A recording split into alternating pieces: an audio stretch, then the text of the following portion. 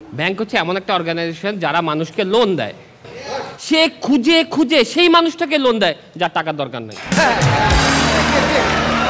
আর যেই মানুষটার ব্যাংক ছাড়া এই পৃথিবী, বউ বাচ্চা ফ্যামিলি সব বেকার, সেই হচ্ছে ব্যাংকার।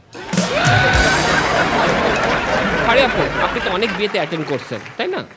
ওইটা বলি নাই, ওভারঅল বিয়েতে অ্যাটেন্ড করছেন।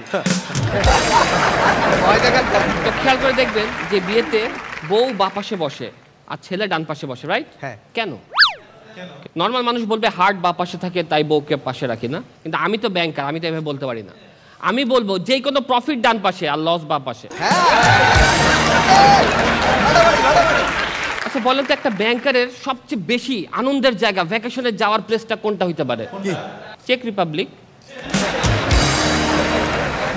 এখন মানুষ কিন্তু এখন ব্যাংকে ওরকম যায় না, সবাই কিন্তু বুথে থেকে টাকা পয়সা তুলে নেয়।